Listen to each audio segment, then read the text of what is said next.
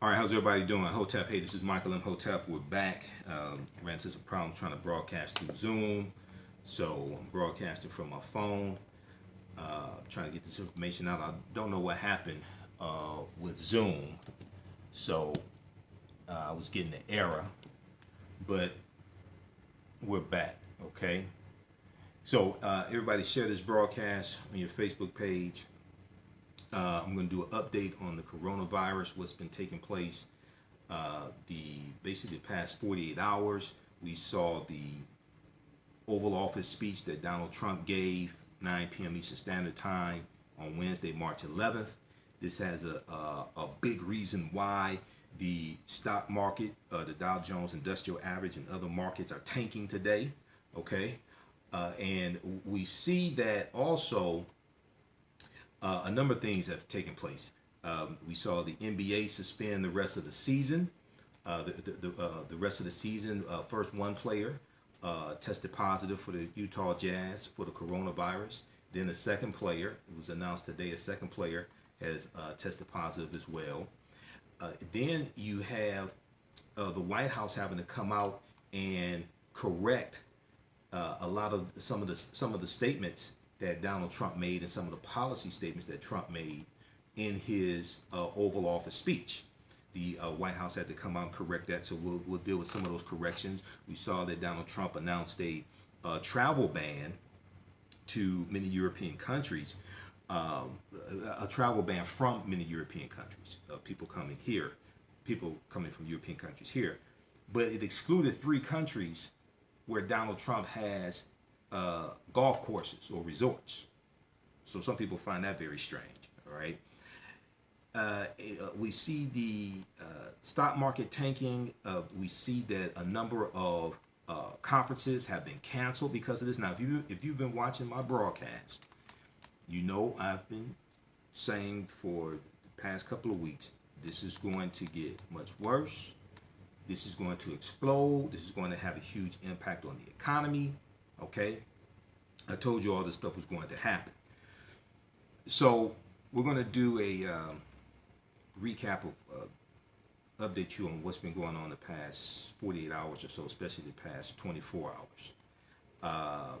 Democrats are trying to pass a bill in the House of Representatives to give relief and give aid to small businesses, give aid to people in general. We saw in the U.S. Senate on Wednesday, we saw one Republican, Senator Lamar Alexander, block the bill to give paid sick leave to a lot of American employees. All right.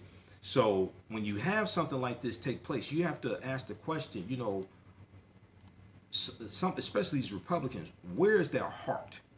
Where is their compassion for people? Okay.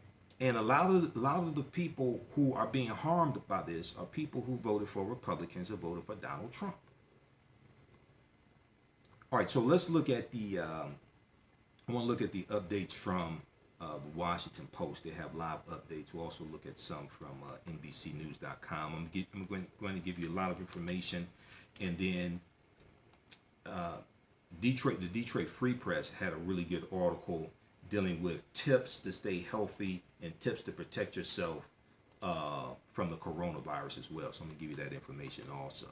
Then African American business owners post the name of your business here in the thread of the broadcast. Email us at customerservice@africanhistorynetwork.com. We'll let you know how you can advertise with the African History Network as well. Okay. All right. And if you like this type of information, you can donate $the AHN Show through Cash App, $the AHN Show through Cash App, or PayPal.me/the AHN Show through PayPal to the African History Network. All right. Okay. So let's jump into this here. And I hope everybody's staying healthy. Don't shake people's hands. Wash your hands thoroughly, at least 20 seconds. Even with elbow bumps, that's not good because people sneeze into their arm or cough into the crook of their arm. So even people are saying don't do elbow bumps either.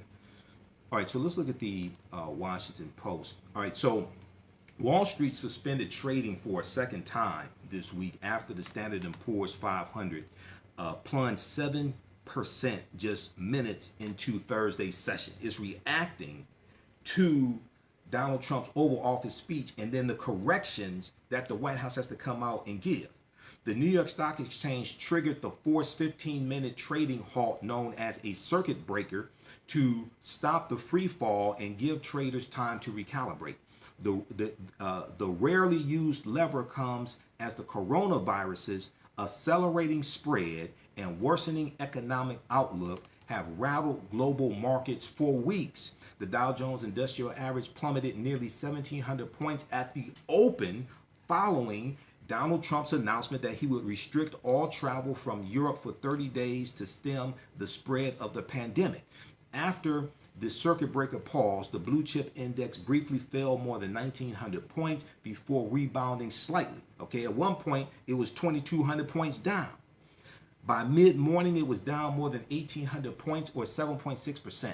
The S&P 500, Standard & Poor's 500, also saw a small bump after the break and was down 6.7% at mid-morning. The tech-heavy NASDAQ was down 6.5%.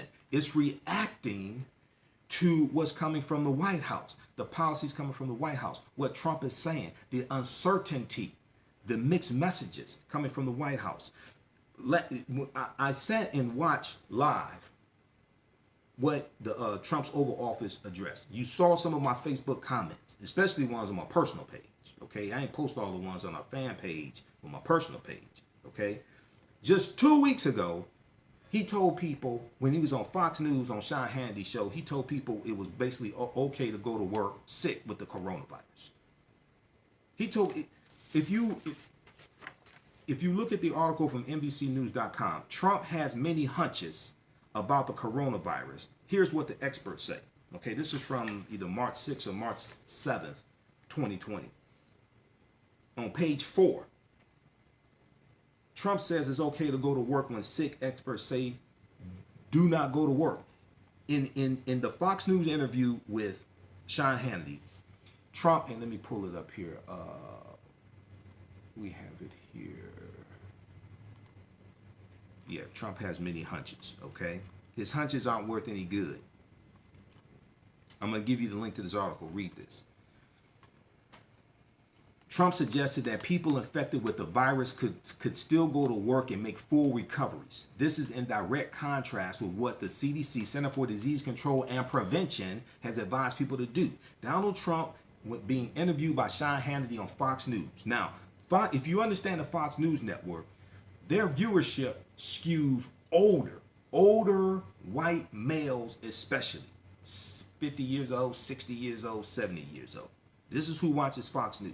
Donald Trump said if we have thousands or hundreds of thousands of people that get better just by, sitting around and even going to work, some of them go to work, but they get better.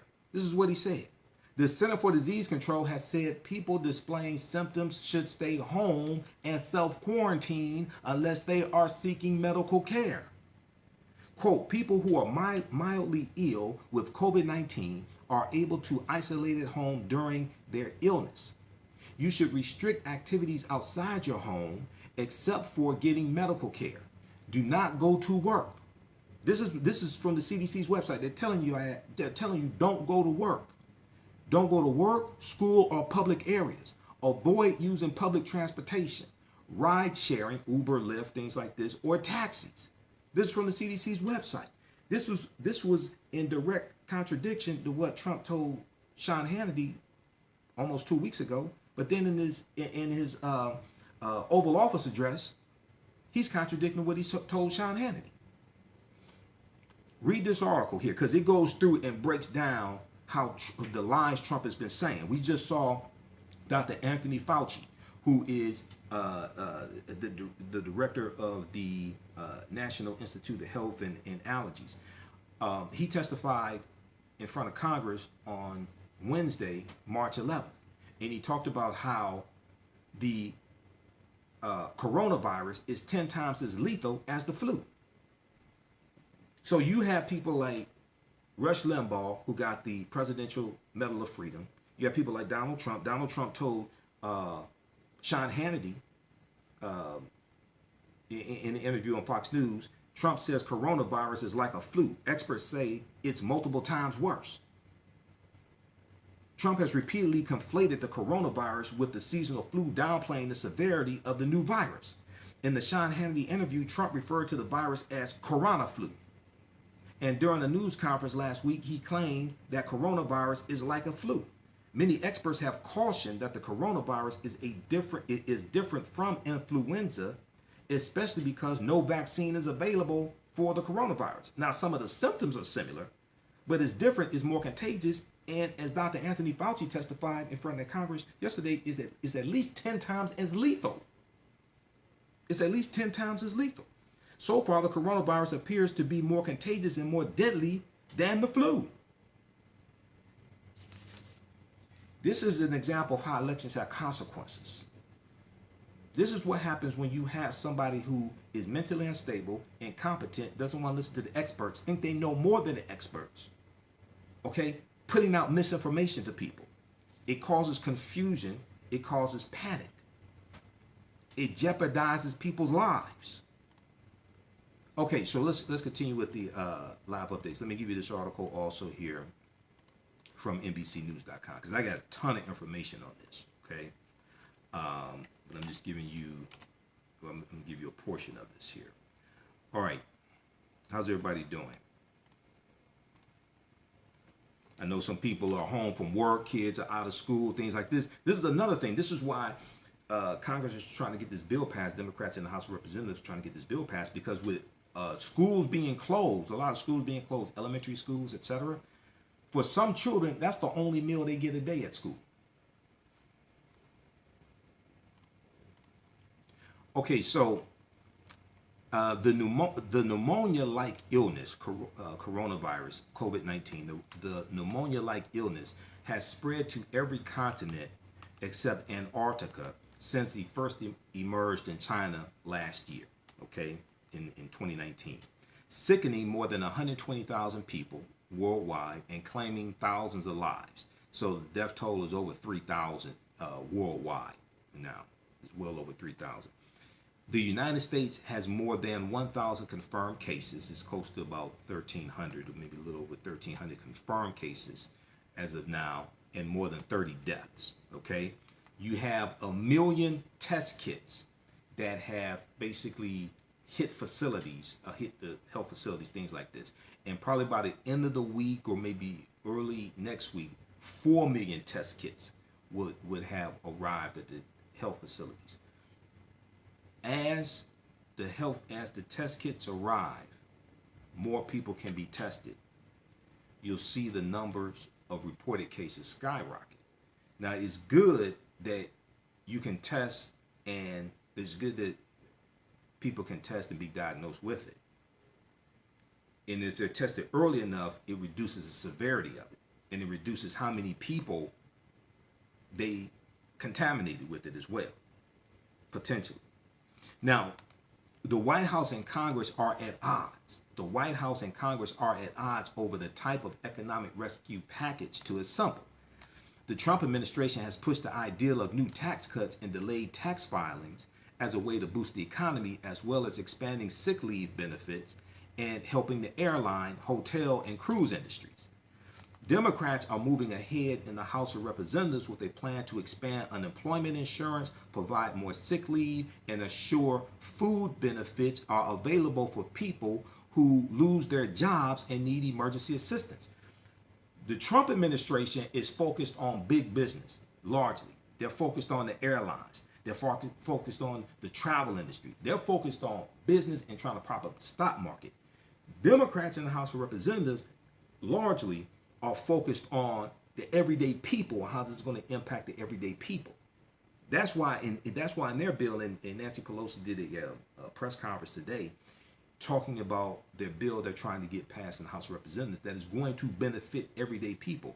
They're focused on expanding employment insurance, provide more sick leave, and assure food benefits are available for people who lose their jobs and need emergency assistance. Now, Ed Yardeni is president of Yardeni Research, who wrote a commentary on Thursday, March 12th, and said the bad news for the travel, entertainment, leisure, and energy industries resulting from the virus fears, initial unemployment claims are likely to move higher soon. Measures of consumer and business confidence are likely to drop sharply soon as well. A recession is not inevitable, but it certainly is becoming more likely. End quote. Yeah, I agree with that. All right. Now, we saw that Norwegian cruise line. Let's see. We saw that one of the cruise lines canceled. Uh, they're canceling cruises. I think it was Princess. I'll verify that for you. We'll look that up because I get news alerts all throughout the day. But one of the major cruise lines is canceling cruises.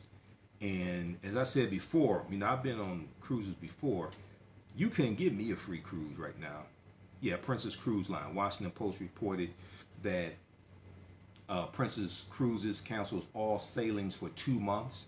The cruise operator, which has faced quarantines on 2 coronavirus-stricken ships, announced it would, quote, voluntarily pause global operations of its 18 vessels from Thursday March 12th through May 10th.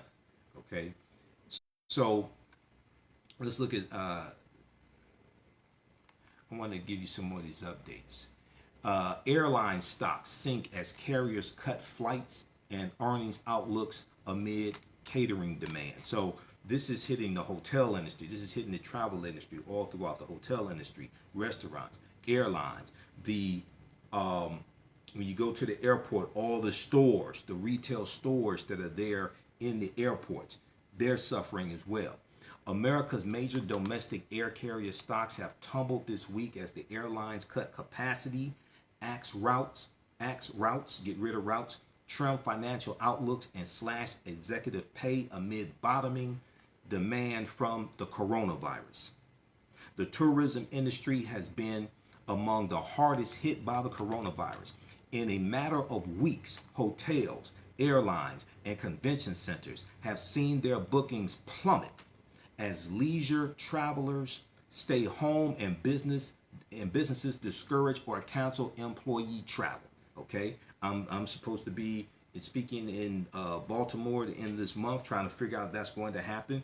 We just saw the National Business League had to cancel their big event dealing with economic empowerment that was supposed to take place today.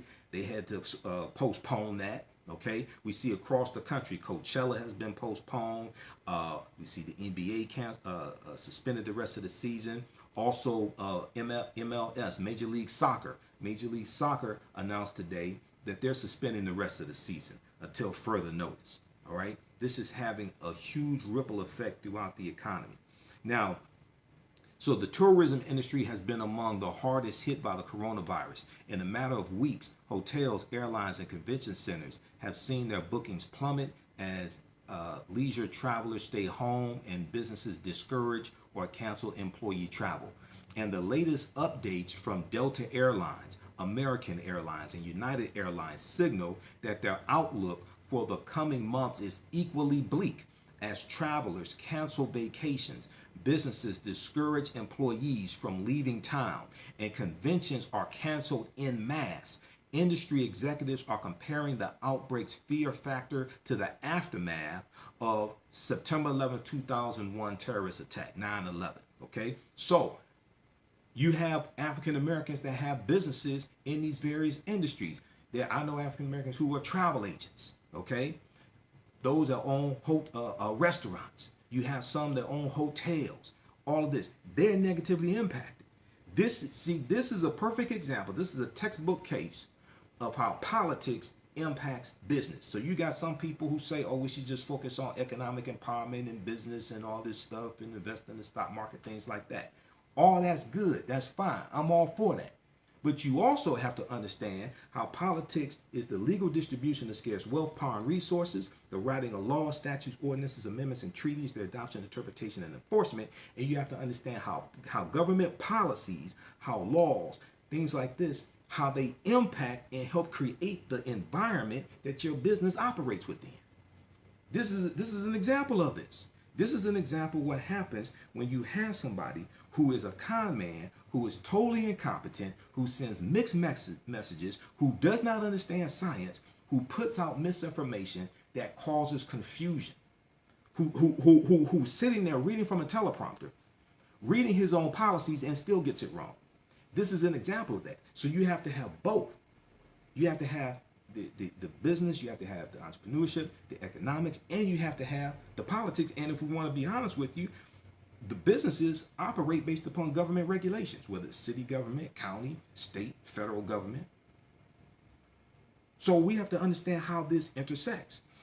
Now, Delta Airlines stock was down more than 13.5% in early trading. The Atlanta-based carrier cutting international flights by as much as 25%. And domestic routes as much as 15%.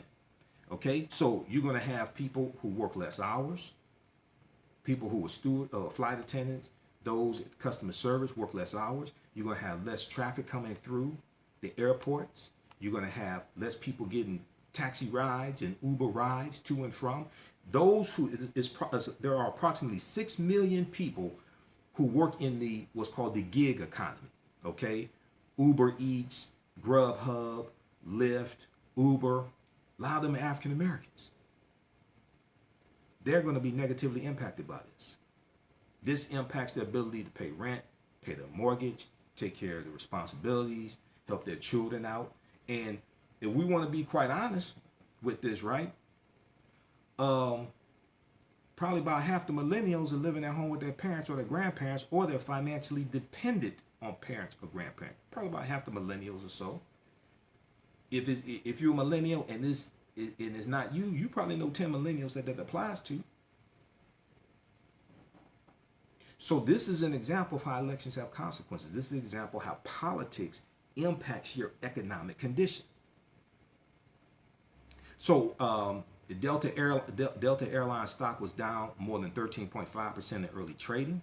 The Atlanta-based carrier cutting international flights by as much as 25% and domestic routes as much as 15%. The carrier also is withdrawing its 2020 financial outlook. The carrier is also withdrawing its 2020 financial outlook, instituting a hiring freeze and suspending its stock repurchase program. So all this is impacting stocks. All this is impacting financial markets. All this is impacting business, corporations. If Delta Airlines is doing this and they're a multi-billion-dollar corporation, what do you think small African American owned businesses will go through? American Airlines was down nearly 15.7% in early trading. The Fort Worth, Dallas-based carrier is less vulnerable to declines in international business, but will scale back peak summer international flying by 10%, including a 55% reduction in trans-Pacific routes as the outbreak continues to exact a toll on China, South Korea, and Japan. American Airlines will also reduce domestic flying in April by 7.5%. United Airlines, which has seen a 70% plunge in domestic net bookings, was down nearly 16.5% in early trading. The Chicago-based carrier said Tuesday that its CEO and president will forego their base salaries through at least the end of June, and that it plans to cut 20% of flights indefinitely until it sees demand pick up. Now, this is what white businesses are going through. You got a CEO foregoing their base salary. So we see the S&P 500 could slide into a bear market today as well. The Standard & Poor's 500, S&P 500 has not yet entered a bear market, but the broad index has lost $5.3 trillion in value amid recent volatility and is down 19% from its February high. S&P 500 futures are calling for losses of more than 125 points or 4.7% at open. Now, we saw Trump. So Trump meets Wall Street leaders as U.S. markets experience a historic slide. Trump is focusing on big business and Wall Street, but not focusing on Main Street and the everyday person. And this is part of the problem. Okay, so I'm scrolling down here. Let's get. some of these other updates. Okay. And let's refresh that here.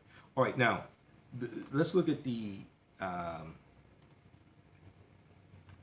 We'll go to the NBA season being canceled. That the NBA season being canceled got a whole lot of black people's attention. They thought it was a hoax. They thought black people couldn't get the coronavirus. Okay, you got two of them now to have it. Okay, that got a whole lot. That got a whole lot of African Americans' attention. Let's look at the NBA. So, a second Utah Jazz player has been diagnosed with the coronavirus. WDIV, Channel 4 in Detroit is reporting this. Other news outlets are reporting this as well. The first player was Rudy Gobert, and a second player on the Utah Jazz has tested positive for coronavirus after Rudy Gobert, who tested positive days after mocking the virus and touching all the microphones at a press conference, was quote unquote careless and touching others in the locker room, according to ESPN. So other players were saying that Rudy Gobert, who was the first Utah Jazz player diagnosed with the coronavirus, just days before he was diagnosed, mocked the virus and was said to be careless and touching all the microphones at a press conference. Now, NBA insider Adrian Wojnarowski tweeted that the Utah Jazz star Donovan Mitchell is the second NBA player to test positive for the coronavirus. Rudy Gobert became the league's patient zero on Wednesday evening, and his positive test led to the league suspending the rest of the season within minutes. Okay, so if we look at now, let's continue this article here, and then we're going to go to reporting from NBCnews.com that reported from March 11th that reported the suspension of the rest of the NBA season. Now, a video emerged Wednesday, March 11th, Wednesday evening, that showed Rudy Gobert mocking the coronavirus during a press conference. He made a show of standing up without touching anything before turning back around and rubbing all the microphones and jogging out of the room. He became the league's first positive test just days later. Okay, so I hope he has a full recovery. He probably will. He's healthy. He's young, right? But what happens is you can be contagious. You can be asymptomatic, which means you don't have symptoms, but you're infected with it and you're contagious. So you can infect other people who are elderly, who have a compromised immune system. And it can be much more devastating for them than for you. Okay, so if we go to the reporting from NBCnews.com, let's see. They announced the cancellation. They announced the suspension of the NBA season. Let me pull up that article here. I have about 50 tabs open, so just bear with me. Okay. NBA suspends a remainder of season. NBA suspends all games as coronavirus spreads. So we saw that the NBA suspended all games starting Thursday after a player for the Utah Jazz preliminarily tested positive for COVID-19. The league said play would be suspended until further notice. The test result was reportedly shortly before tip-off of Wednesday night's game between the Utah Jazz and Oklahoma City Thunder in Oklahoma City. So we know Rudy Gobert was the affected player. You know, that's kind of like Matt Gaetz, Representative Matt Gaetz of Florida, who when on the House floor, when they were trying to pass the $8.3 billion bill to fund aid for the coronavirus and research and things like this, he's sitting there on the House of Representatives floor with a gas mask on, okay, mocking the coronavirus. And then a couple days after that or so, one of his constituents in his district dies of the coronavirus. And he's forced to then act like a decent human being and to put out a statement of his condolences and things like this. And then we find out that at the CPAC conference a couple weeks ago, he came in contact with someone who has been diagnosed with the coronavirus. So then he had to self-quarantine himself for 14 days. I said, you know, in many ways, this is the chickens coming home to roost right here. When you declare war on science, you sit here and mock a catastrophe like this, and all this stuff is coming back on you. Okay. All right. So let's go to. I want to go to the statements that Trump made last night. In the statements that the White House had to come out and correct and say, no, this is not what he meant. This is not what he said. This is wrong. Okay. Let's go to that here, and I'm going to pull up the. Also want to pull up the live updates from NBC News as well. How's everybody doing? Okay, everybody staying safe. You washing your hands, hopefully. Don't shake people's hands. I know some of y'all. How many of y'all are working from home today?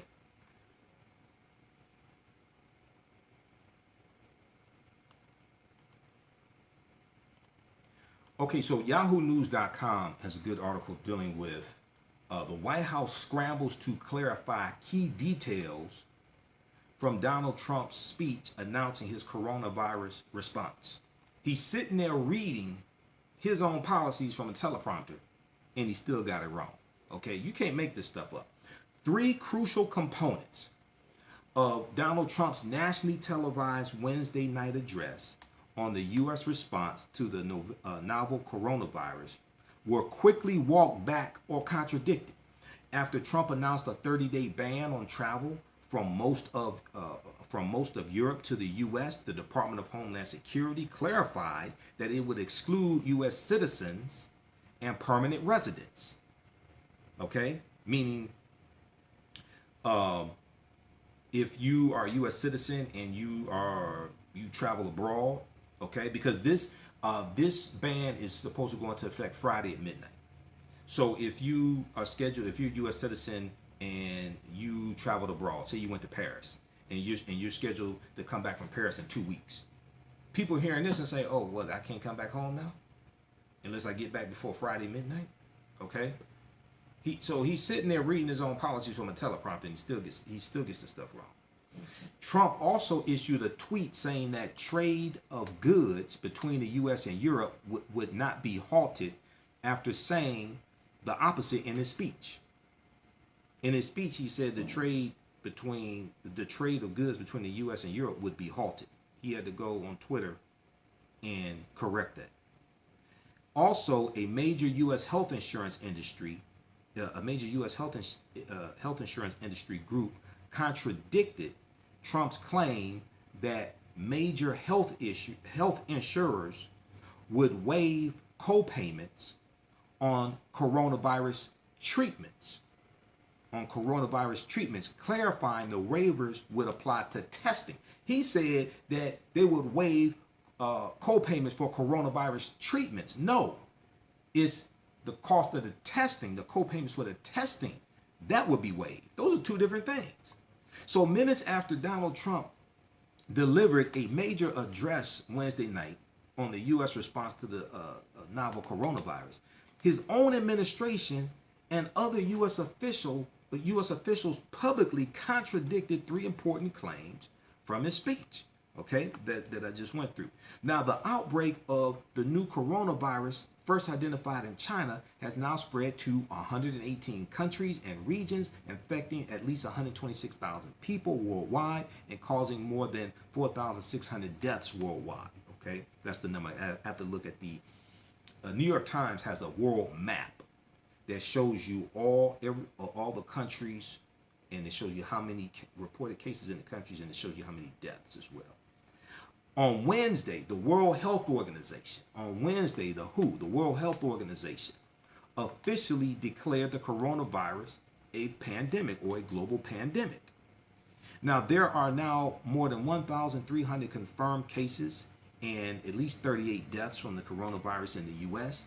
The cases are spreading throughout Washington, throughout the state of Washington, throughout the District of Washington, D.C., and 38 states, many of which have made emergency declarations. So when they're shutting down schools and things like this, like we're going through this right now in Michigan, okay? It's not, they're not panicking. What it is they're trying to get ahead of this and keep it from getting much worse. The reason why is because if you saw the Rachel Maddow show last night, if you read the op-ed article from Tom Bossert headed up a department in the Trump administration, and I forgot exactly which one it was, but Tom Bossert a few days ago said that we are basically 10 days away from the hospitals getting creamed, meaning that the hospitals being overran with people who are trying to get tested for the coronavirus or who have it, because you already have a certain number of hospital beds that are already occupied. There are only about 1 million hospital beds in the country, okay? And I'm going to try to pull this up here because I saved the, it was an update from, I looked at the op-ed he did for Washington Post, and then also the NBC News picked it up as well. Okay, but what happens is you only have a certain number of hospital beds. A lot of them are already you have about they service about something like 35 million people in a year. If you have a run on hospitals because of this, they won't be able to support the capacity. They won't be able to support the demand. And what's taking place is when you have to self-quarantine, when you've been diagnosed with this and you have to self-quarantine, if you live by yourself, okay, that's not a big problem. But if you live with other people, you're married, you have children, okay, now you trying to self-quarantine could be a big problem. So your family may be able to go stay with relatives for 1 week and go stay with other relatives for the other week. But then those relatives may say, well, wait a second. He's contagious or she's contagious before it was diagnosed. So you may have it and you may bring it to my house. Okay? Or you may go stay at a hotel if you can afford a hotel for 2 weeks.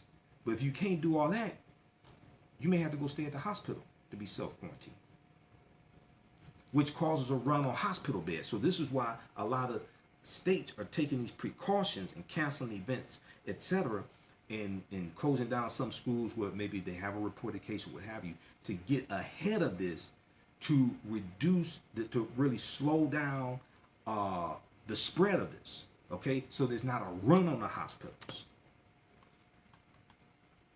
All right, I'm trying to find that one. We'll pull that up. Information from the statement from Tom Bossert. I'll pull that up. Okay, but let's continue here.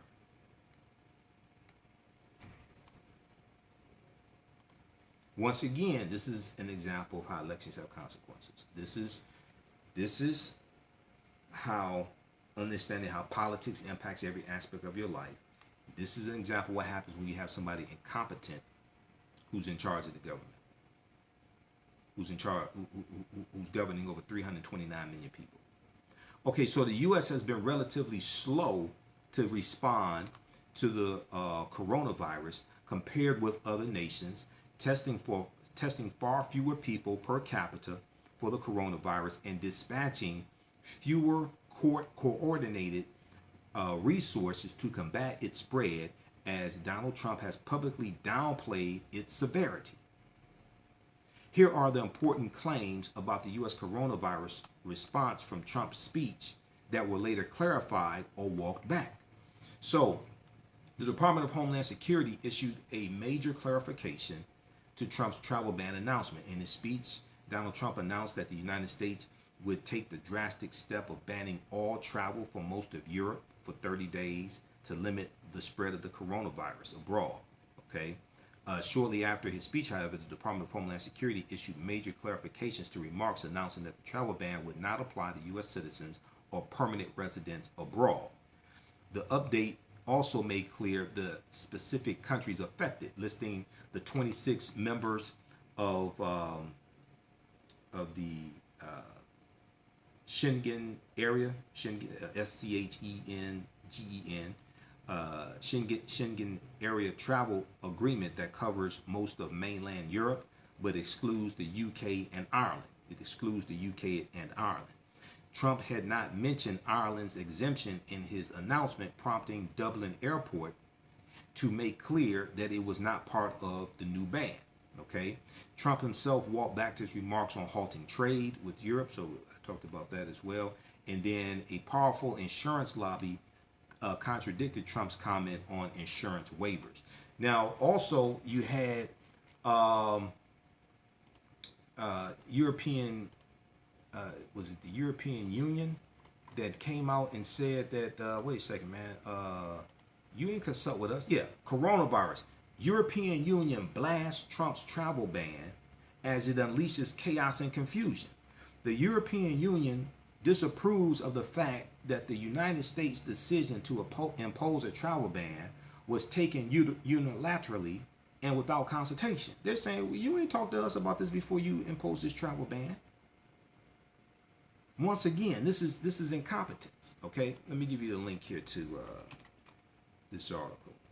All right. Okay, how you doing, Shaquila, Emily, Keela? Okay. All right, everybody be sure to follow us on our Facebook fan page, The African History Network, The African History Network, and my YouTube channel, Michael Imhotep, IMHOTEP on YouTube also. Turn on the notifications so you know when we go live. All right, I want to, so Mike Pence, VP Mike Pence was interviewed Thursday morning on NBC, the Today Show. Mike Pence says there's been irresponsible rhetoric from people downplaying coronavirus.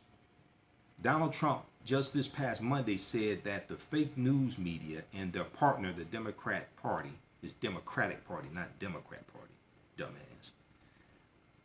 Trump said Monday that the fake news media and their partner, the Democrat Party, is doing everything to inflame the coronavirus situation. VP Mike Pence said Thursday morning, he was interviewed on the Today Show, that there has been irresponsible rhetoric from people who have downplayed the seriousness of the U.S. coronavirus outbreak.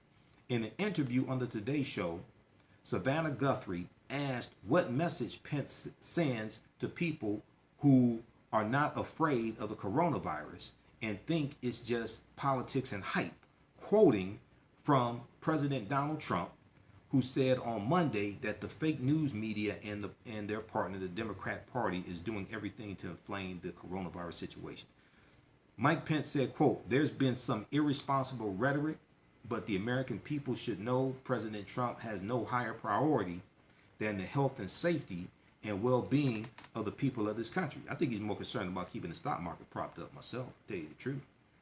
Okay, so, and we know that Mike Pence heads up the president's coronavirus task force and said that the administration will focus on communities that have experienced community spread of the virus, and said Trump's action on Wednesday night suspending travel from Europe to the U.S. is one more example of how he's putting the health of America first. Okay, but as Joe Scarborough talked about this morning on Morning Joe, the killer's already in the house. One of the biggest problems is a lack of actual testing. And this came from Trump waging war on scientists for the past 2 years. So for instance, if you look at businessinsider.com, February 25th, 2020, Trump spent the past 2 years slashing the government agencies responsible for handling the coronavirus outbreak. If we look at foreignpolicy.com, okay, you've heard me talk about this article from Foreign Policy, and this also talks about Tom Bossert. Okay, um, in May of 2018, Trump. So the name of this article from foreignpolicy.com. We'll post a link here. Trump has sabotaged America's coronavirus response. Trump has sabotaged America's coronavirus response as it improvises its way through a public health crisis. The United States has never been less prepared for a pandemic. In May of 2018, Donald Trump ordered the National Security Council's entire global health security unit shut down.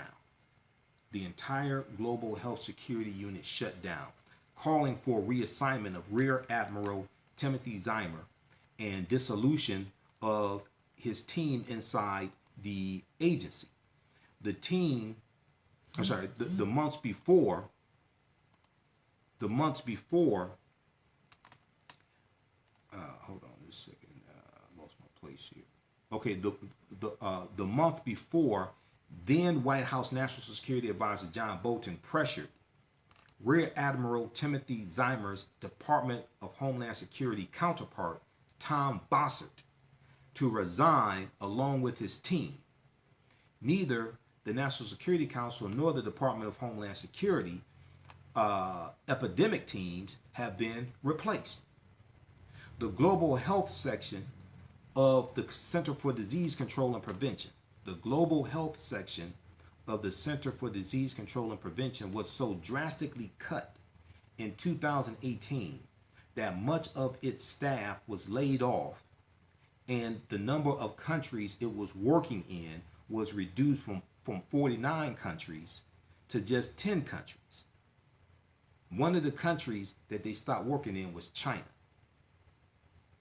Meanwhile, throughout 2018, the U.S. Agency for International Development and its director, Mark Green, came repeatedly under fire from both the White House and Secretary of State Mike Pompeo. And though Congress has so far managed to block the Trump administration plans to cut the U.S. Public Health Service Commission Corps by 40%, because this is what the Trump administration wants to do, the disease-fighting cadres have steadily eroded as retiring officers go unreplaced. So you have retiring scientists, officers, things like this. They retire, they're not being replaced. So you have a hollowing out of the scientists and the experts who would be able to foresee something like the coronavirus coming and be able to head it off, reduce the severity of it. So read this full article here from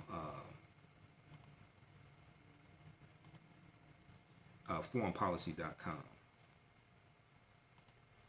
Okay, now I want to go to, I have a few more updates to give you here because there's so much going on. Let's go to, I want to pull up the comment from Tom Bossert because that's important.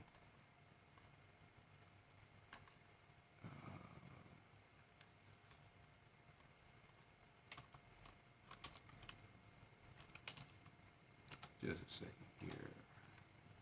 I thought I had it in.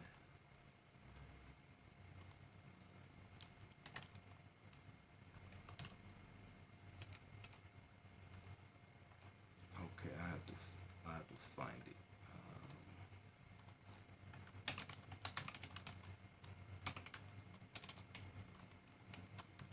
Just a minute here. I want to Google this.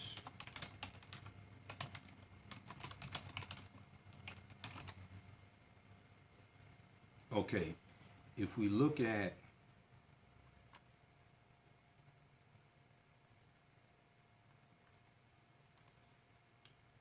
the reporting from NBC News, we are 10 days away from the hospitals getting creamed. We are 10 days away from the hospitals getting creamed, warned former Homeland Security advisor. The U.S., so this is from would be Tuesday, March 10th. The U.S. is a little more than a week away from a healthcare crisis related to the new coronavirus, according to the man who once advised Donald Trump on how to respond to pandemics. This is what Tom Bossert did. Tom Bossert said, we are 10 days away from the hospitals getting creamed. He was Trump's Homeland Security advisor until he was ousted in 2018.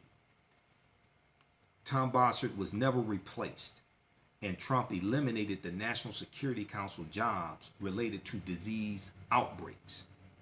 In an op-ed article in the Washington Post published on Monday, that'll be Monday, March 9th, Tom Bossert said that unless the U.S. closes schools, halts public gatherings, and takes other steps to reduce community transmission, the country is headed for the sort of crisis Italy is now facing. Italy has a complete shutdown, 60 million people. They have a complete lockdown on Italy, unless you're going to get medicine or something like that. The country is headed for the sort of crisis Italy is now facing, with hospitals overwhelmed by elderly people in need of critical care. Tom Bossert said, simply put, as evidence of human-to-human transmission becomes clear in a community, officials must pull the trigger on aggressive interventions. Time matters. 2 weeks of delay can mean the difference between success and failure. Public health experts learned this in 1918 when the Spanish flu killed 50 million people worldwide, 50 to 100 million people worldwide. Most of the reporting I see is 50 million people worldwide were killed by the Spanish flu pandemic of 1918. 675,000 people in the U.S. died. One of the people that died from it was Donald Trump's grandfather. Washington Post has an article about that. Donald Trump's grandfather died from the Spanish flu. And the Washington Post has another good article that deals with how Donald Trump has not learned the lesson of the 1918 Spanish flu pandemic. We'll talk about that on my Sunday night show. We'll be on Sunday, 9 p.m. to 11 p.m. Eastern Standard Time, the African History Network show. Okay, and we'll talk about that. But that article, yeah, Trump is ignoring the lessons of the 1918 flu pandemic that killed millions, historians say. And this is why understanding history is so important, because history doesn't just tell us about our successes in the past, it also tells us about our failures. Those that don't know history are destined to repeat it. So when you can study how did we deal with pandemics like this in the past, right? You can learn from those mistakes, learn from the successes, implement them to help you today. But when you're ignorant of history, when you're governing over 329 people, you're ignorant of history, you think climate change is a hoax, you think you know more than the scientists, you declare war on the scientists, this is an example of what happens. So public health experts learned this in 1918 when the Spanish flu killed 50 million people to 100 million people around the globe. If we fail to take action, we will watch our healthcare system be overwhelmed. Okay, so I'm going to give you the link here. They have the update from NBC News, and then also it has the link to the article. How you doing, Anita and Wayne? This is the link to the article from Washington Post. But the article, the op-ed that Tom Bossert wrote for the Washington Post is entitled, "It's Now or Never for the U.S. if it hopes to keep coronavirus from burning out of control." It's now or never. It's now or never for the U.S. if it hopes to keep coronavirus from burning out of control. The first phase of the coronavirus outbreak was a domestic challenge for China and a border containment one for the United States and others. Now we are in the second phase, community mitigation. Community mitigation.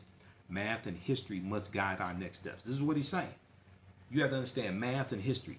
The near-term objective should be to reduce the acute exponential growth of the outbreak in order to reduce suffering and the strain on our healthcare system. That will require significant effort, but it can work, as we have seen. Hong Kong and Singapore have achieved linear growth of COVID-19 cases, staving off the terrifying exponential upward curve confronting Italy and pushing both the infection rate down and new cases out on the timeline. The United States needs to take note. The virus is such a threat because it is both highly infectious and lethal, and not enough people are being tested despite significant recent effort by the Center for Disease Control and Prevention. By the time cases are confirmed, significant community transmission has likely already occurred. This is a classic tip of the iceberg phenomenon. It's also akin to looking at a star. The light we see today was emitted some time ago, because the stars are light years away. But the most useful comparison now is to a fire that threatens to burn out of control. It is one we can still contain, even extinguish, if we act. The best way to put out the fire is a vaccine, but that is over a year away. In the meantime, we must focus on reducing the height of the outbreak curve. This requires coordination and implementation of non-pharmaceutical interventions, school closures, isolation of the sick, home quarantines of those who have come into contact with the sick, social distancing, telework or telecommuting, working from home, on the laptop, through the internet, and large gathering cancellations must be implemented before the spread of the disease in any community reaches 1%. After that, science tells us these interventions become far less effective. Okay, read the rest of this here. This is a warning. All right, this is from Tom Bossert, who wrote this op-ed for the Washington Post. This came out March 9th, 2020.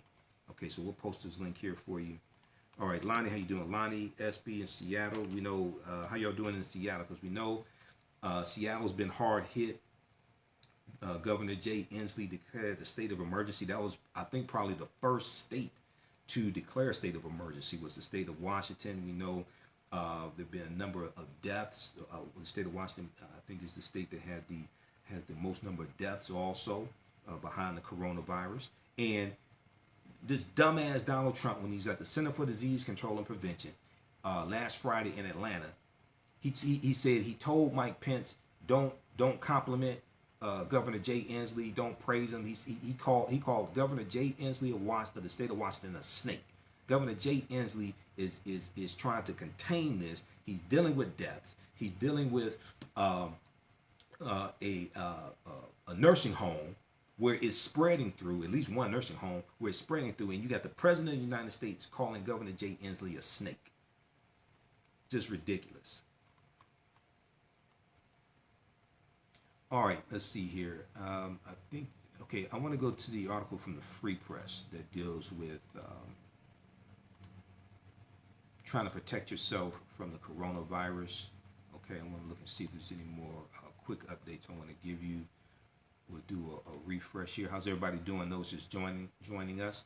I'm Michael Imhotep, founder of the African History Network, host of the African History Network show. I'm a talk show host, researcher, lecturer, writer, historian. We're doing some updates here on what's going on with the coronavirus as it spreads, as the stock market continues to tank. We saw the stock market go into a bear market on Wednesday, March 11th, ending a 11-year bull run.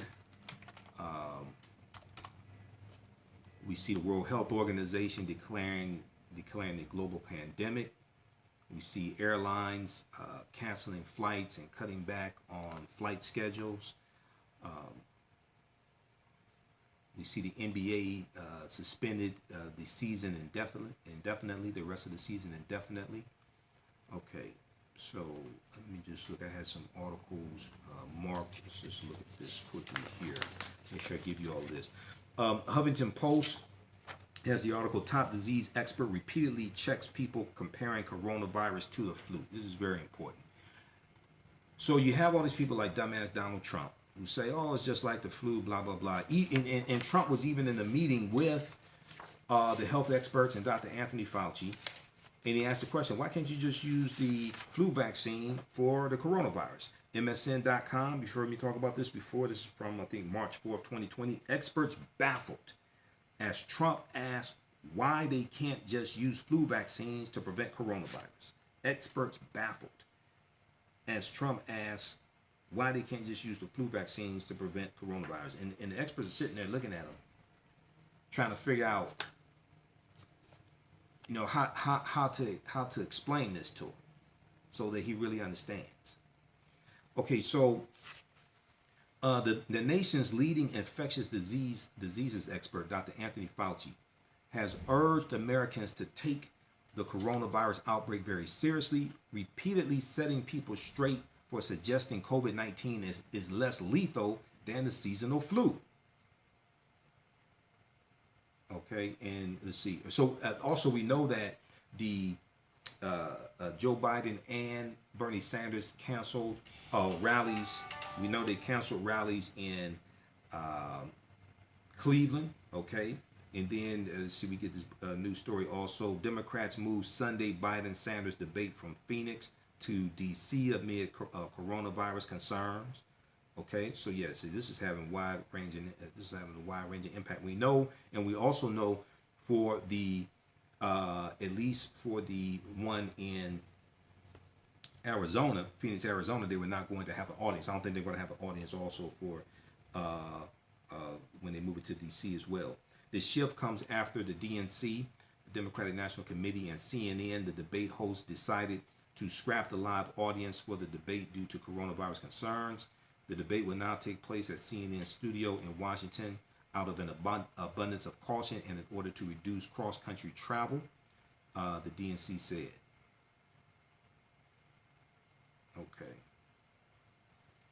All right, so Dr. Anthony Fauci, who is the director of the National Institute of Allergy and Infectious Diseases and a member of the White House Coronavirus Task Force, did not mince words during an appearance on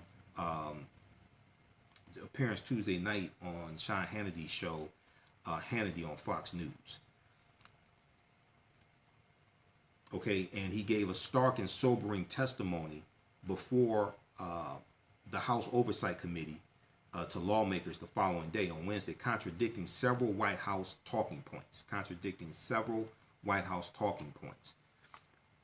Host Sean Hannity, who has downplayed the seriousness of the virus and blamed those highlighting its severity as attempting to crush Donald Trump's re-election efforts, was dealt some harsh facts by Dr. Anthony Fauci during their interview. So Sean Hannity says, so this virus is impacting people with compromised immune systems, underlying other medical conditions, and the most vulnerable. What about the other 99%? If people got the virus, worst case scenario, how dangerous is it to them compared maybe to the regular virus, regular flu, he said. Now, though 80% of people infected would get sick but recover, about 15% would experience a significantly higher mortality rate, Dr. Anthony Fauci said, citing data from China and South Korea. He went on to say, quote, but Sean, to make sure, and let's see here, this is freezing up on me. He went on to say, but Sean, to make sure your viewers get an accurate idea about what goes on, you mentioned seasonal flu. The mortality for seasonal flu or mortality rate is 0.1% or 1/10 of 1%, 0.1% or 1/10 of 1%.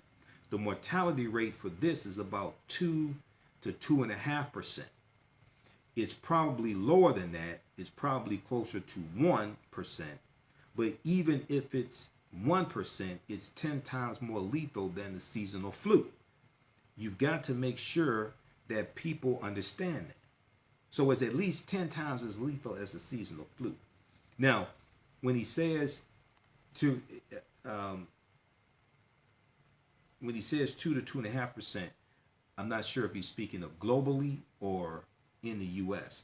because we know, like last week, the World Health Organization was reporting like 3.4% mortality rate. But as more testing is done, if it's done earlier, you can head off the severity of the coronavirus. Okay, so which can reduce the mortality rate. Dr. Anthony Fauci reiterated this information Wednesday before House lawmakers in response to a question from Representative Michael Cloud, Republican from Texas. The congressman asked Anthony Fauci to compare COVID-19 to other infectious disease outbreaks such as SARS and H1N1 influenza, also known as swine flu, suggesting that it was important to find a balance between a proactive response and instigating overreaction. Okay. Now, Dr. Anthony Fauci explained that SARS, also a strain of coronavirus, infected about 8,000 people and killed 775 people over the course of roughly a year. Infected 8,000 people and killed 775 over the course of roughly a year. He said, quote, in the 2.5 months that we have had the coronavirus, as you know, we now have multiples of that. So it clearly is not as lethal, but it clearly spreads better. Now, the latest World Health Organization data states that there are more than 118,000 confirmed cases of coronavirus, and that's probably updated by now to probably about something like 130,000, somewhere around there, and 4,292 deaths since the virus strain was reported in late 2019. Factoring for the cases that are minimally symptomatic or asymptomatic, Dr. Anthony Fauci estimated the mortality rate for COVID-19 to be 1%, which means it's 10 times more lethal than the seasonal flu, he said. Okay. Representative Michael Cloud, Republican from Texas, asked, but less lethal than N1H1. He said no. Dr. Anthony Fauci said no, absolutely not. The 2009 pandemic of H1N1 was even less lethal than the regular seasonal flu.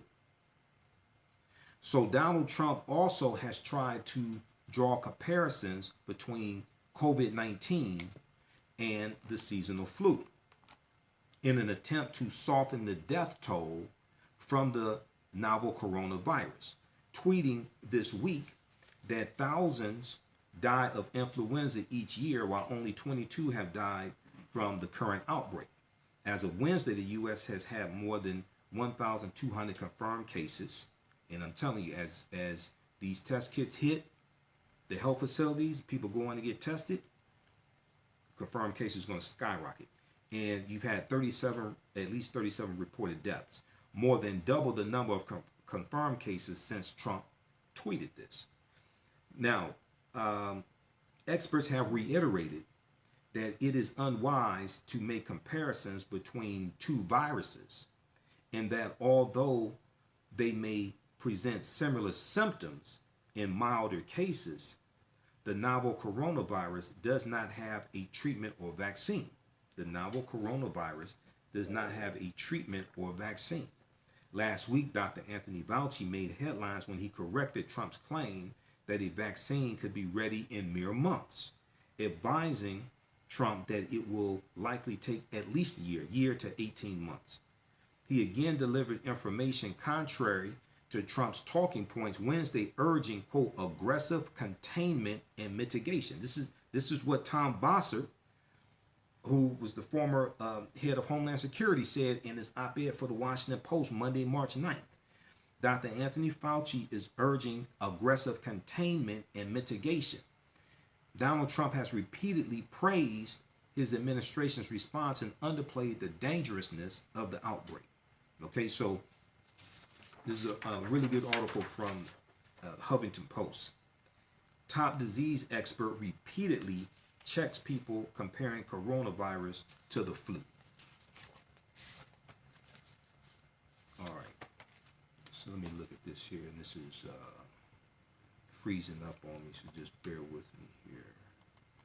I may have to pull this up on the second laptop. I want to go to the okay, so let me just get these updates, these breaking news stories. Okay, so National Hockey League suspends season as coronavirus continues to shutter North American sports. That just in from the Washington Post. The National Hockey League announced its decision Thursday afternoon following previous moves from National Basketball Association, NBA, Major League Soccer, and a host of international leagues and tours. The NBA on Wednesday suspended its season indefinitely after a player tested positive. Okay, so we know that. All right, so here you have National Hockey League as well. So all that's going to have a ripple effect throughout the economy.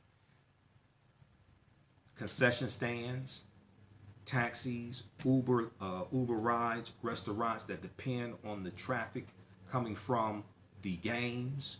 Okay, then the radio stations, the TV stations that run ads promoting the games, etc., things like this.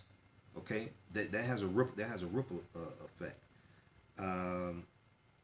Let me pull up the article from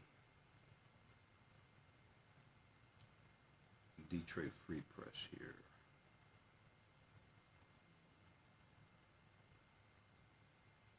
Okay, because they had some good information dealing with protecting against the coronavirus. How to stop the spread of COVID-19 in how to stop the spread of COVID-19 in Michigan, but this applies across the country. Okay, so while that loads up, let me look here, and this computer's freezing up. So let's look at the second computer. Okay, Black History 24/7 in Chicago. How you doing? Let's see, Tracy is going to cover the states. Yep, he's going to hit all 50 states. Wayne, the pot calling the kettle black. How many of these reports, media articles, do you believe are true and not biased? Well, you can read them yourself. That's why I'm giving you the articles, Wayne Barboza. If you really want to be funny about it, you can read them yourself.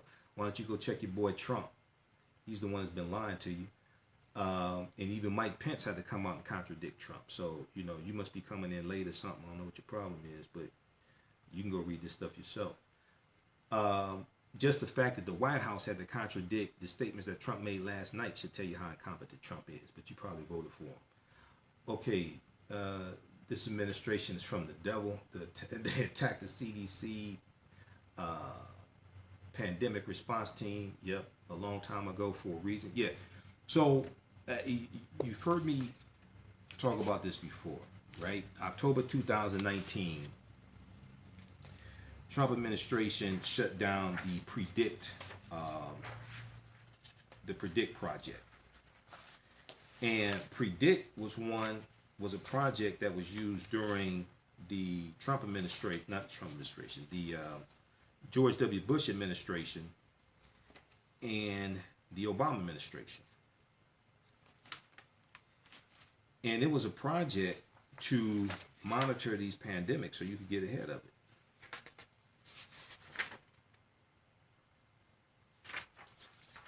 I'll give you the name of that article because that was shut down in October 2019. And this is an example of what happens when you don't understand science. And you think you know more than the scientists.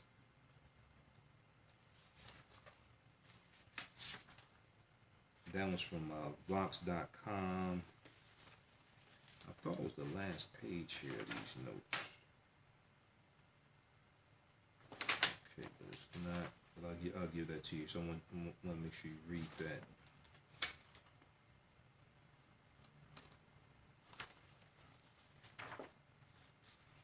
Okay, we'll pull that one up. I got about 25 pages of notes here for my for the show I did this past Sunday.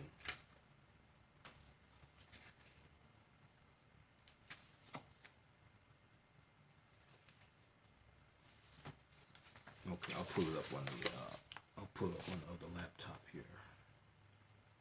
That was, oh yeah, I already have it up here on the second laptop. This is from Vox.com, October 29, 2019. A crucial federal program tracking dangerous diseases is shutting down. A crucial federal program tracking dangerous diseases is shutting down. Predict, a pandemic preparedness program, thrived under President George W. Bush and President Barack Obama. Now it's canceled. This is from October 29, 2019. Most of the deadliest diseases to affect humanity leap to human hosts from other animals. The 1918 flu pandemic, which people need to study, because this I've read about it. I've read a number of articles dealing with the 1918 flu pandemic, how President Woodrow Wilson tried to cover up the severity of it in this country. The same thing that happened in 1918 is taking place right now. The White House was basically lying to the people about what was taking place. They were trying to cover up the severity of it. And President Woodrow Wilson ended up getting the Spanish flu also. So the 1918 flu pandemic likely came from birds. HIV likely jumped from a similar virus in chimpanzees and other monkeys. Recent Ebola outbreaks have come from bats, rats, and gorillas. Ever since the 2005 H5N1 bird flu scare, the U.S. Agency for International Development, USAID, has run a project to track and research these diseases called PREDICT, P-R-E-D-I-C-T, PREDICT, at a cost of $207 million during its existence. The program has collected more than 100,000 samples and found nearly 1,000 novel viruses, including a new Ebola virus. But on Friday, the New York Times reported, now this is from October 2019. So Friday, October 2019, New York Times reported that the U.S. government is shutting down the program. According to its former director, Dennis Carroll, the program enjoyed enthusiastic support under George W. Bush and President Barack Obama. But, quote, things got complicated, end quote, in the last few years until the program essentially collapsed. Some aspects of the program, it's unclear which, will be continued under different auspices in other departments of the government, but the core program, working with local researchers around the world to collect samples and better understand viruses in animals, is over. So read this full article because it goes through and explains PREDICT. Trump shutting this program down has severely hampered their ability to get ahead of the coronavirus. This stuff didn't have to happen. Okay, all right. So let's look at the article from freep.com. I think we pulled that up here because my main computer froze up on me. All right, so coronavirus in Michigan, how to stay safe and stop the spread of the virus. As the global coronavirus outbreak worsens, here's what Michiganders need to know about COVID-19 with steps to prepare to stop the virus spread. Okay, and a lot of this applies across the country, so that's why I'm sharing it with you. This is from March 11th, 2020. So here's what to know. According to the U.S. Center for Disease Control and Prevention, coronaviruses are a group of viruses that can infect humans and animals. Their name comes from crown-like spikes on their surface when you look at them under a microscope. These viruses can cause a common cold or a more serious disease, including Middle East Respiratory Syndrome, MERS, Severe Acute Respiratory Syndrome, SARS, and Coronavirus Disease 2019. I washed my hands before we started, just so you know. Okay, I did. I washed my hands before I started this broadcast. You see me touching my face. Now, COVID-19 is the disease caused by the virus named SARS, CoV-2. COVID-19 is the disease caused by the virus named SARS-CoV-2. It first appeared in Wuhan, China, in late 2019. Okay, symptoms usually occur within 2 to 14 days of exposure and include fever, cough, and shortness of breath. More serious symptoms can occur usually when people have other medical conditions, including pneumonia. So underlying conditions, you can have a compromised immune system. Diabetes can cause you to have a compromised immune system as well. All right, and let's look at this here on the second computer. So now what happens is you can be asymptomatic. You can have it for 2 to 14 days before you have visible symptoms, but you're still contagious. And this is the dangerous period. So what is an epidemic? An epidemic is the rapid spread of an illness affecting a defined region or population. That's an epidemic. What is a pandemic? Because the World Health Organization just declared this a global pandemic.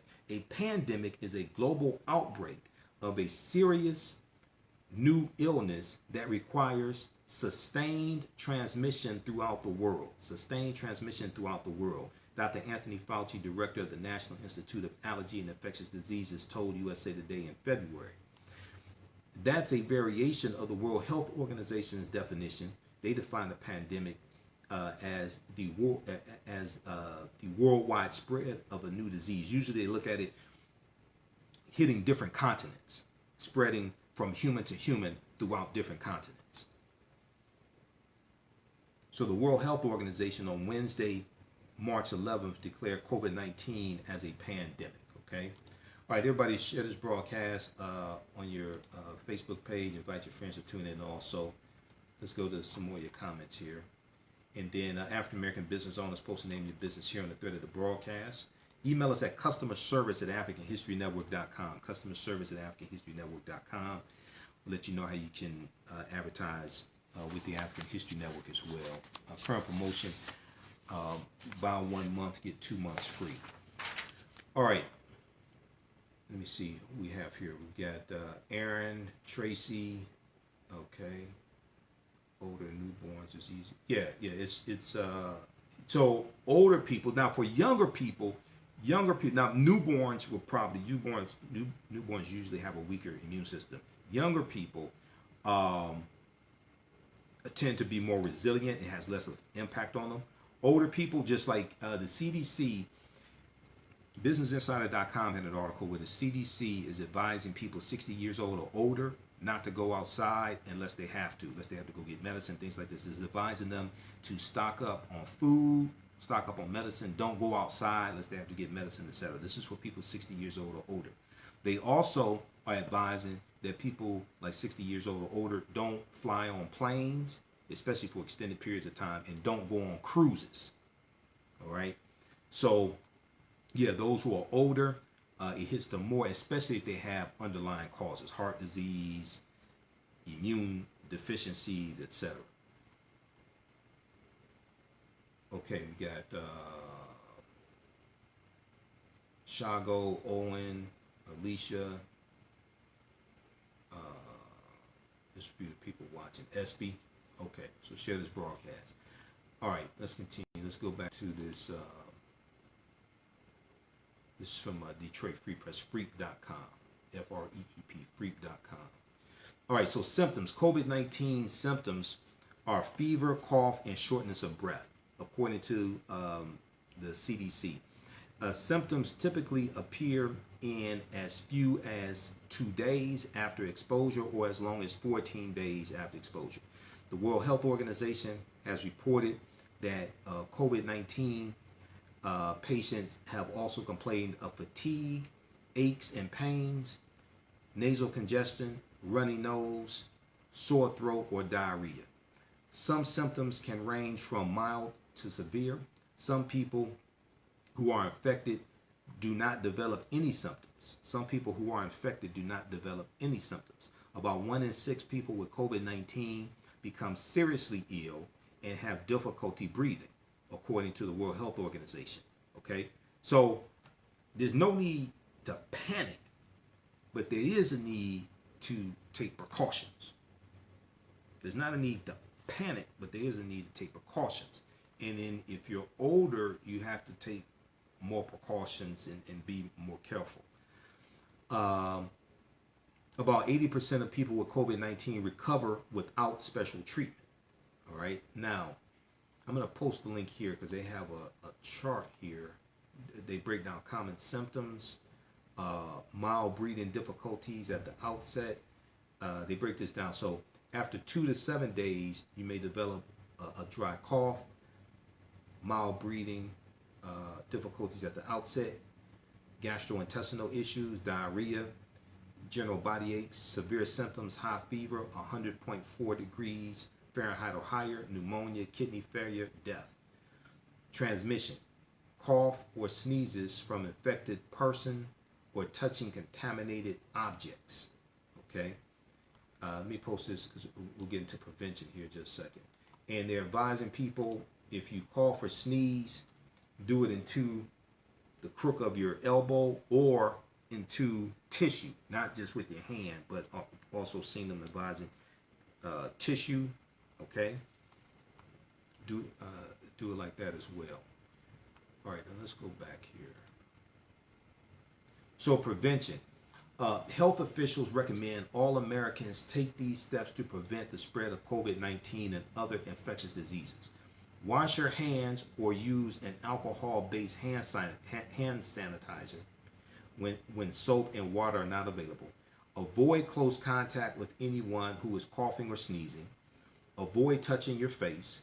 Avoid touching your eyes, nose, and mouth with unwashed hands. Okay, so no more handshaking. You know, if you're in a fraternity, you can't give your brothers the grip. Okay, you got to either do elbows or do an air high five or something like that. Okay. Cover your mouth and nose with your arm or a tissue when you cough or sneeze. Avoid shaking hands, elbow bump instead. Stay home if you are sick. Stay home if you are sick. Don't listen to dumbass Donald Trump on Fox News. Stay home if you are sick. We already know, okay? If you have the flu and you are at work with the flu, your manager, supervisor, what have you, your coworker is going to tell you, get the hell out of here, go home. That's the flu. COVID-19 is more contagious than the flu. And it's at least 10 times as deadly. So you don't go to the flu if it's you don't go to work with the flu. Most people know that. Okay? The same thing applies to this. Stay home if you are sick. Clean and disinfect frequently touched objects and surfaces. Washing your hands, you're likely doing it wrong. So they show how to wash hands. They say do it for at least 20 seconds. And I'll post a link here. You can read this full thing. I'm just fast forwarding through some of this here. Oh yeah, they break it down. Get in between the fingers, all that stuff. Rub palms together with fingers interlaced. Scrub the backs of fingers and fingernails and cup palms with fingers tucked together. Most people are washing their hands incorrectly. Okay, they go through and graphically show you how to wash your hands. All right. Now, Donald Trump has not been tested for the coronavirus yet. As of this morning, he has not been tested because he has come in contact with people like Representative Matt Gaetz, who was flying on Air Force One. And these people came in contact with someone who was diagnosed with the coronavirus. They came in contact with that person at the CPAC conference. And Donald Trump says, oh, no, I feel fine. I checked with my doctor. It says no need for me to get tested. So you don't care about your wife? Because you can be infecting your wife. You don't care about your children. You don't care about your staff. You can be infecting them. You can have it and not have symptoms for between 2 to 14 days once you are infected, but you can be infecting other people. This is the President of the United States. At-risk populations. Seniors and people with underlying health conditions such as lung disease, diabetes, asthma, heart disease, or a weakened immune system are at highest risk of COVID-19 complications. In addition to following general recommendations, they also should avoid crowds such as at sporting events, rallies, concerts, and large community gatherings where there could be people who are carrying the virus. People who are most vulnerable for having serious complications from COVID-19 also should consider checking their supply of medication to ensure that they have enough in the event they are sickened by the virus, the CDC advises. Quarantine, okay? So you hear about self-quarantining. Quarantine occurs when a person is believed to have been exposed to a disease but is not symptomatic, according to the CDC. It is a way to monitor if symptoms develop and at the same time avoid any possible spread to others. People under quarantine for possible COVID-19 might be asked to stay home and avoid going out in public for a period of 14 days. Isolation. Isolation occurs when a person is known or believed to be infected with a disease that is potentially transmittable, according to the CDC. It's the process of separating known sick people from those who are known to not be sick. An isolated person is usually told to stay in a separate room from other people in their homes and use a separate bathroom. That's isolation. Now, isolation for public health purposes may be voluntary or compelled by federal, state, or local public health order. The CDC says. Social distancing. So we hear about social distancing.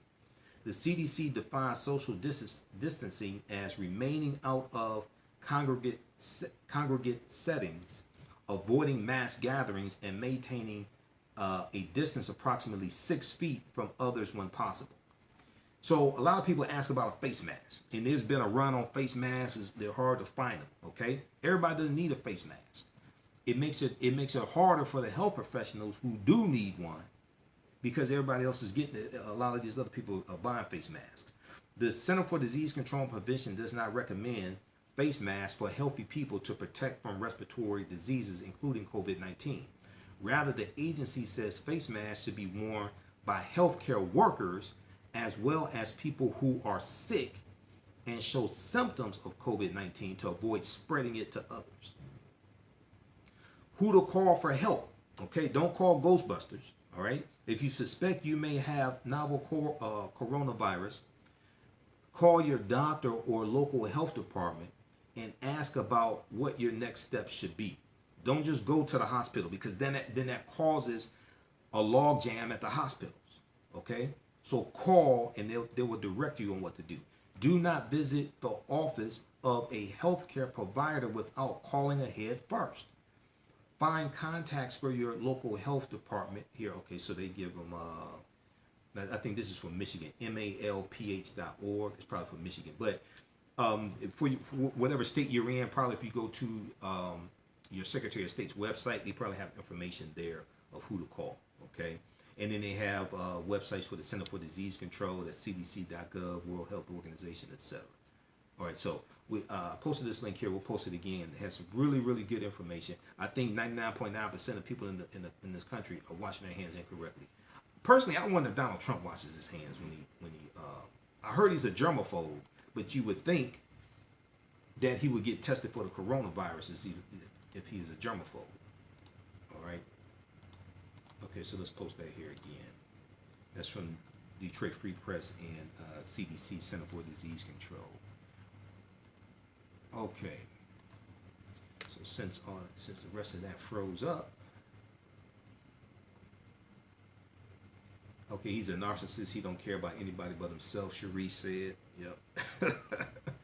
I agree with that. You would think trying to be a responsible father, trying to set a good example for the rest of the country, because he had contact with people who had contact with someone who was diagnosed, you would think he would set an example and get tested, you know, to err on the side of caution, things like this, protect his wife. But no, okay, all right, whatever.